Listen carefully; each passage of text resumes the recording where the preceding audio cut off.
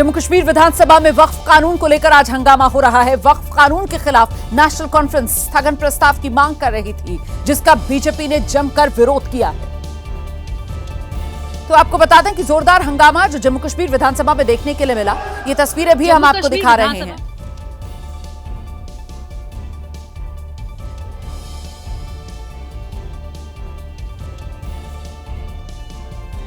तो वक्फ कानून के खिलाफ ये किस तरीके का विरोध प्रदर्शन जम्मू कश्मीर की विधानसभा में आज देखने के लिए मिला है, उसी की तस्वीरें आपके सामने।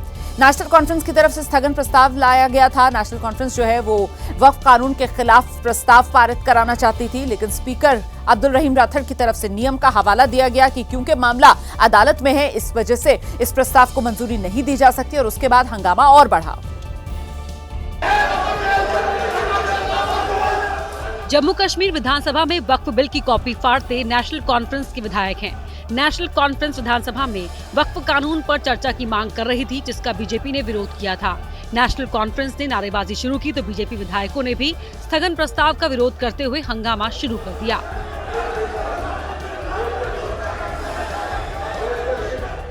नेशनल कॉन्फ्रेंस के विधायक भी वेल की तरफ बढ़ने लगे। हालांकि स्पीकर ने नेशनल कॉन्फ्रेंस के स्थगन प्रस्ताव को मंजूरी नहीं दी। स्पीकर ने ये कहते हुए नेशनल कॉन्फ्रेंस की दलील खारिज कर दी कि 6 अप्रैल को वक्फ कानून का मामला अदालत पहुंच चुका है, इसलिए इस मामले पर विधानसभा में प्रस्ताव नहीं लाया जा सकता।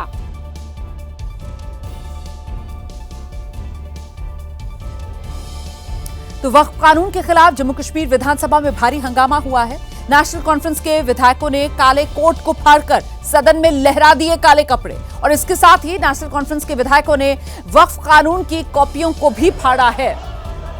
ये 2 तस्वीरें आपके सामने, कैसे पहले वक्फ कानून जो है उसकी कॉपियों को फाड़ा गया और इसके बाद नेशनल कॉन्फ्रेंस के विधायक काला कोट पहनकर आए थे, उन्होंने वो काला कोट उतारा, काला कोट फाड़ा गया और फिर वो काले कपड़े हाथ में लेकर देखिए किस तरीके से यहां जो विधायक है नेशनल कॉन्फ्रेंस के, वो अपना विरोध दर्ज करवाते हुए नजर आए।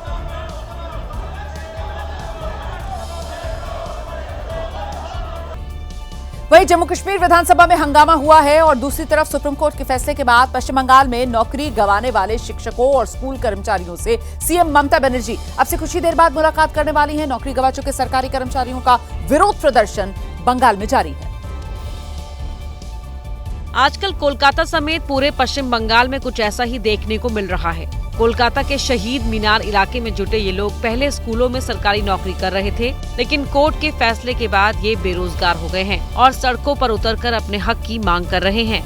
इतने डिप्रेशन में चला गया टीचर्स या नॉन टीचिंग स्टाफ, वो सुसाइडल अटेम्प्ट कर रहा है, तो कौन होगा इसके जिम्मेदार? उन लोगों को ही लेना पड़ेगा जिम्मेदारी, और जोरदार आंदोलन करेंगे कि पूरा दुनिया और पूरा देश देखते रहेगा। शिक्षक भर्ती भ्रष्टाचार मामले में तकरीबन 26,000 टीचर्स की नौकरी रद्द होने से ममता बनर्जी सरकार बैकफुट पर है। ममता बनर्जी जी को जो स्पीच है, उन्होंने ये जो संकट है इसका सलूशन ढूंढने का पूरी तरह कोशिश कर रहे हैं। ममता सरकार के पास सुप्रीम कोर्ट के फैसले के खिलाफ समीक्षा याचिका दायर करने का विकल्प मौजूद है। हालांकि कोर्ट के आदेश के मुताबिक जिन टीचर्स की नौकरी गई है, उन्हें अब 4 साल का वेतन भी वापस करना पड़ेगा।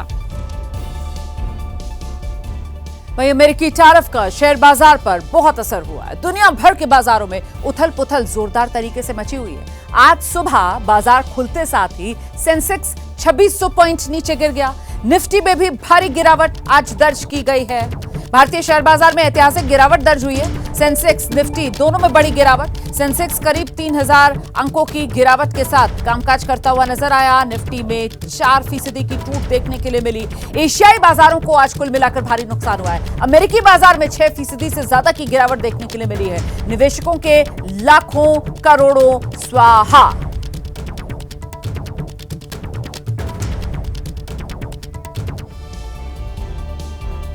आइए आगे बढ़ते हैं, अगली खबर का रुख करते हैं। मंदिर में पूजा के दौरान बिहार की पूर्व डिप्टी सीएम रेणु देवी का मोबाइल और पैसे चोरी हो गए। पुलिस में केस दर्ज हुआ है। 2 युवकों से पूछताछ हो रही है।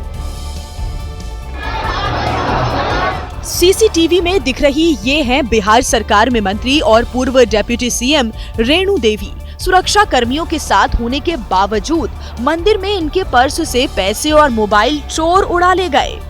कल पटना के शीतला देवी मंदिर में पूजा करने गई थी रेणु देवी। वारदात के बाद मंदिर परिसर में खोजने का प्रयास करती दिखी रेणु देवी।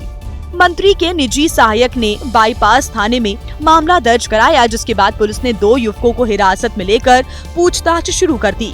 कानून व्यवस्था को लेकर नीतीश सरकार पहले से ही विपक्ष के निशाने पर है। अब मंत्री का ही मोबाइल पैसे मंदिर जैसे सार्वजनिक स्थान से चोरी हो गया है। बिहार सरकार में पशु एवं मत्स्य संसाधन विभाग की मंत्री हैं रेणु देवी। उत्तर प्रदेश के मुख्यमंत्री योगी आदित्यनाथ गोरखपुर में हैं। आज सुबह सुबह सीएम योगी आदित्यनाथ ने गोरखपुर मंदिर में गौशाला में मोर को रोटी और केला खिलाया। गोरखनाथ मंदिर में मोर को केला खिलाते दिखे सीएम योगी। सुबह का वक्त है। जनता दरबार से पहले सीएम योगी ने पक्षियों को खाना खिलाया।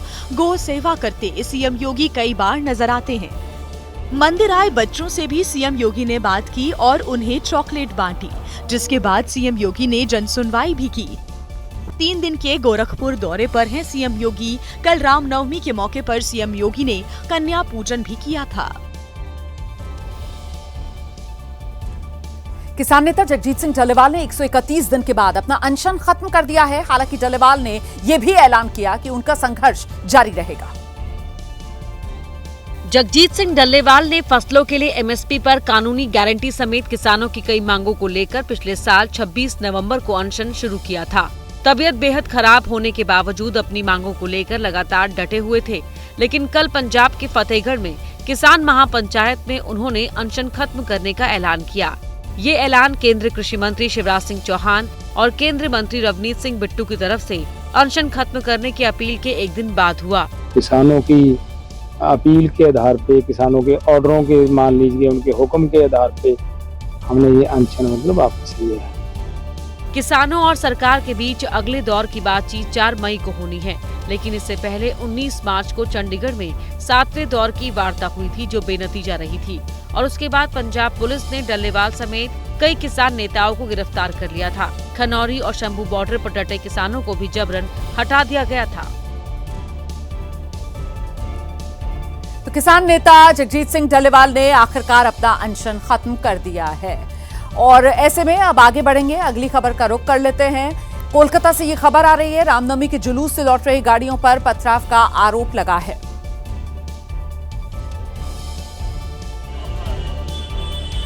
वीडियो में कार के पिछले दरवाजे का शीशा टूटा नजर आता है। गाड़ी के अंदर कांच के टुकड़े और एक पत्थर पड़ा दिखाई दे रहा है। गाड़ी में लगे झंडे को भी नुकसान पहुंचाने का आरोप है। एक और वीडियो भी है, उसमें भी पहले सफेद रंग की यही कार है। वीडियो बना रहा शख्स आगे बढ़ता है तो एक और कार का शीशा टूटा दिखता है।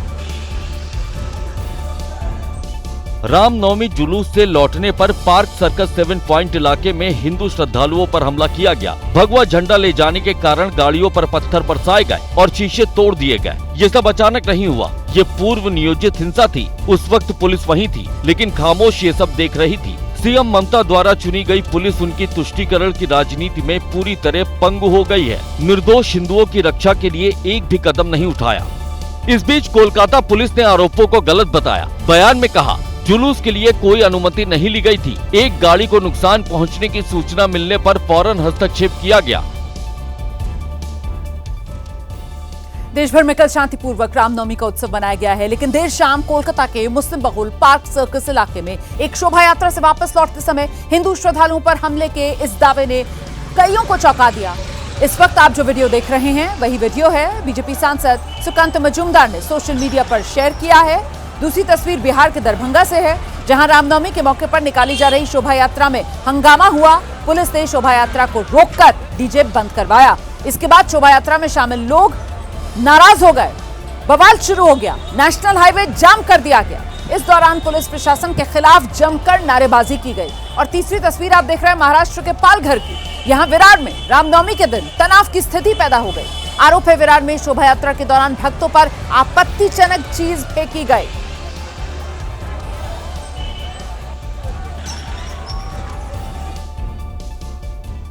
और वहीं देश के कई हिस्सों में प्रचंड गर्मी शुरू हो गई है। कई जगह पारा 40 डिग्री सेल्सियस पार हो चुका है। दिल्ली समेत एनसीआर में गर्मी ने अपने तेवर दिखाने शुरू कर दिए। मौसम विभाग ने आज से आने वाले 3 दिन तक के लिए हीट वेव का अलर्ट जारी किया है।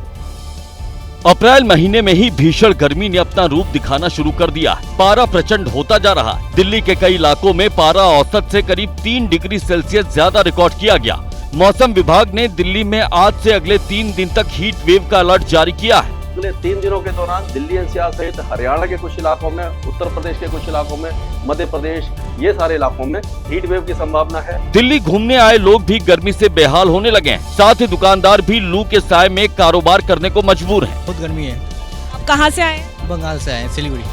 अब गर्मी बढ़ेगी और सही चलेगा काम तो, लेकिन हमें तकलीफ हो रही है। हम छतरी बैठे हैं तो आज तो इतनी गर्मी हो रही है। मौसम विभाग पहले ही अप्रैल से लेकर जून तक सामान्य से अधिक गर्मी पड़ने और कई राज्यों में लू चलने को लेकर अलर्ट जारी कर चुका है। पानी लगातार पिलाते रहें, डिहाइड्रेशन ना हो, ये तमाम वो चेतावनियां हैं, ये तमाम वो एडवाइजरी है जो डॉक्टर भी इस दौरान दे रहे हैं और जो लोग फॉलो भी करते हुए नजर आ रहे हैं। उधर उत्तराखंड के हरिद्वार में केमिकल की एक फैक्ट्री में बीती रात अचानक भीषण आग लग गई। इसमें एक व्यक्ति की मौत की खबर है। फैक्ट्री रिहायशी इलाके में चलाई जा रही थी।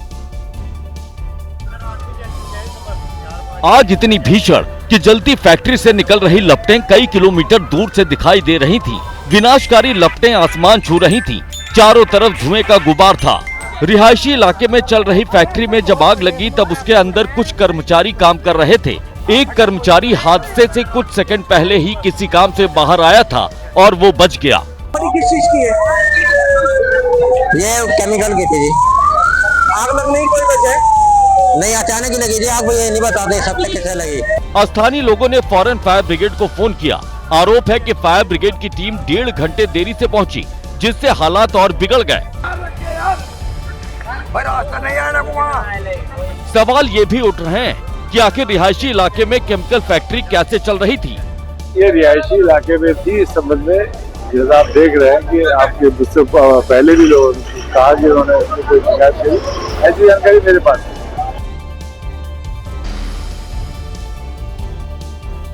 एबीपी रिपोर्ट देख रहे हैं। प्रयागराज में सालार मसूद गाजी की दरगाह पर हंगामे की खबर सामने आई है। हिंदुवादी संगठन के कार्यकर्ताओं ने रविवार को जमकर हंगामा किया। भगवा झंडे फहरा दिए, नारे यहां पर लगाए और इस दौरान दरगाह परिसर में काफी देर तक अफरा तफरी का माहौल रहा। अब पुलिस हुड़दंगियों के खिलाफ कड़े एक्शन की तैयारी में है। इस दौरान कुछ हिंदुवादी संगठनों के कार्यकर्ता दीवारों के सहारे दरगाह की छत पर चढ़ गए और भगवा झंडा लहराने लगे। कुछ कार्यकर्ता दरगाह परिसर में हंगामा करने लगे और जय श्री राम के नारे लगाने लगे।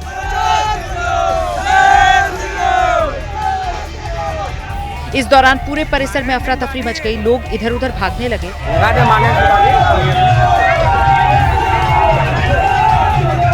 हंगामा करने वाले युवकों की अगुवाई करने वाला महेंद्र प्रताप सिंह खुद को संघ और बीजेपी का कार्यकर्ता बताता है। वो करनी सेना का प्रदेश अध्यक्ष रह चुका है। हिंदुवादी संगठनों का कहना है दरगाह को ध्वस्त करना चाहिए और ये जगह हिंदुओं को पूजा पाठ के लिए सौंप देनी चाहिए।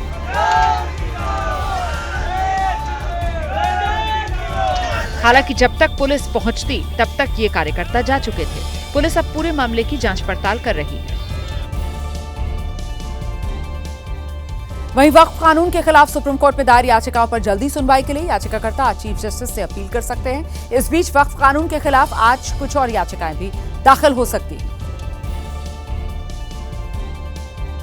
देश की सबसे बड़ी अदालत सुप्रीम कोर्ट में वक्फ कानून के खिलाफ अब तक कुल 6 याचिकाएं दायर हो चुकी हैं। कांग्रेस सांसद मोहम्मद जावेद, AIMIM अध्यक्ष असदुद्दीन ओवैसी के अलावा दिल्ली के आप विधायक अमानतुल्लाह खान याचिकाएं दाखिल कर चुके हैं। इनके साथ ही Association for Protection of Civil Rights समेत केरल जमीयत-ए-उलेमा और जमीयत-ए-उलेमा हिंद ने भी सुप्रीम कोर्ट में अपील की है। आज सोमवार है और जब कोर्ट खुलेगा तो याचिकाकर्ताओं की तरफ से चीफ जस्टिस संजीव खन्ना से याचिकाओं पर जल्द सुनवाई की गुहार लगाई जाएगी। हम जहाँ तक लड़ सकते हैं कानूनी एतबार से हम लड़ते रहेंगे, लड़ेंगे। हमें इस चीज से बड़ी खुशी है कि अपोजिशन ने बहुत खुलकर हमारा साथ दिया है। वक्फ संशोधन कानून के खिलाफ विरोध प्रदर्शन जारी है। विरोध के सुर दिल्ली के जवाहरलाल नेहरू यूनिवर्सिटी में भी सुनाई दिए, जहां कानून के खिलाफ प्रोटेस्ट किया गया। विरोध की लहर पूर्वोत्तर राज्य मणिपुर में भी दिखाई दी, जहां लोग कानून के विरोध में सड़कों पर उतर आए। सुप्रीम कोर्ट के फैसले के बाद पश्चिम बंगाल में नौकरी गंवाने वाले शिक्षकों और स्कूल कर्मचारियों से बंगाल की मुख्यमंत्री ममता बनर्जी मुलाकात कर रही हैं। ये तस्वीरें आपके सामने हैं। देखिए किस तरीके से दुखी यहाँ पर ये शिक्षक नजर आ रहे हैं। कुछ तो अपने आंसू रोक नहीं पा रहे हैं। बेहद मुश्किल ये वक्त है जिससे इन शिक्षकों को गुजरना पड़ रहा है। कोर्ट के आदेश के बाद इनकी नौकरी खत्म हुई है और ऐसे में इन्हीं शिक्षकों के बीच ममता बनर्जी पहुंची हुई हैं। इस पूरे मुद्दे को लेकर ममता बनर्जी की तरफ से जोरदार तरीके से सियासी तौर पर घेराबंदी केंद्र सरकार की गई, बीजेपी की गई और कई बीजेपी शासित राज्यों का हवाला देकर ममता बनर्जी की तरफ से कहा गया कि जानबूझकर निशाने पर बंगाल को लिया जा रहा है। अमेरिका के दक्षिणी और मध्य पश्चिमी इलाकों में तूफान और अचानक आई बाढ़ ने कहर बरपा दिया है। इस आपदा में 18 लोग अपनी जान गंवा चुके हैं। बाढ़ का पानी सड़कों पर आ जाने से कई गाड़ियां बह गई। ये तस्वीरें अमेरिका के केंटकी की हैं। तूफान के बाद तेज बारिश होने से वहां अचानक बाढ़ आ गई। इस आसमानी आपदा का कहर किस तरह बरपा होगा, ये तस्वीरें देखकर अंदाजा लगाया जा सकता है। केंटकी में भारी तबाही हुई। वहां हर तरफ पानी ही पानी दिख रहा है, मानो पूरा इलाका समंदर में समा गया हो। बारिश और बाढ़ का ऐसा कहर पिछले 30 साल बाद टूटा है। नदियां जलस्तर से 15 मीटर ऊपर बह रही हैं। 10,000 से ज्यादा मकान ध्वस्त हो गए हैं। अमेरिका के कई इलाकों में 35 सेंटीमीटर तक बारिश दर्ज की गई है। मौसम विभाग ने अगले 1-2 दिन तेज हवा और तेज बारिश होने की चेतावनी जारी की है। अमेरिका के किसी एक प्रांत में ही ऐसी तबाही नहीं दिख रही। बवंडर बारिश और बाढ़ का ट्रिपल अटैक अरकानसास, मिसिसिपी से लेकर टेनेसी और केंटकी तक हुआ है। कई इलाकों में बिजली और गैस की सप्लाई ठप है। लोग घरों से जरूरी सामान लेकर सुरक्षित जगहों पर जाने के लिए मजबूर हैं। टेक्सास और ओहियो में भी हालात ऐसे ही बने हुए हैं। इलिनॉइस में सड़कें टूट गई हैं, जिससे आवाजाही रुक गई है। लोगों तक जरूरी सामान नहीं पहुंच पा रहा है। वहीं अमेरिकी राष्ट्रपति डोनाल्ड ट्रंप के टैरिफ वाले फैसले ने अमेरिका के बाजार क्रैश कर दिए। निवेशकों के पैसे डूब रहे हैं। विदेशी सामान महंगे होते चले जा रहे हैं। अमेरिका भले ही विकसित देश है, लेकिन वहाँ के लोगों की सबसे बड़ी चिंता ये है कि उनका देश दुनिया में सबसे ज्यादा आयात करता है। यानी वो काफी हद तक अपनी छोटी छोटी जरूरतों के लिए भी दूसरे देशों पर निर्भर है। खाने पीने के सामानों से लेकर प्लास्टिक, गाड़ियाँ, दवाइयाँ, इलेक्ट्रॉनिक्स, कपड़े, मेटल, ये सारी चीजें विदेश से ही आती हैं। अनुमान है कि टैरिफ लगने से अमेरिका में इलेक्ट्रॉनिक्स सामान 10% तक महंगे होंगे और 25% टैरिफ लगने के बाद गाड़ियाँ भी 6% तक महंगी हो जाएंगी। ये तो भविष्य के खतरे हैं। वर्तमान का असर स्टॉक मार्केट का लाल निशान दिखा रहा है। टैरिफ के ऐलान के बाद से ही अभी तक ग्लोबल मार्केट उबर नहीं पाया है। S&P 500 में 6% की बड़ी गिरावट आई है। वहीं डाउ जोन्स इंडस्ट्रियल एवरेज 2231 अंक लुढ़क गया है, तो नेस्डेक में 948.58 अंक की गिरावट दर्ज की गई है।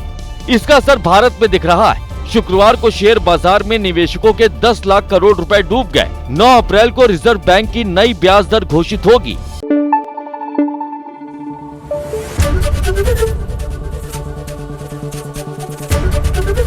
ABP न्यूज आपको रखे आगे।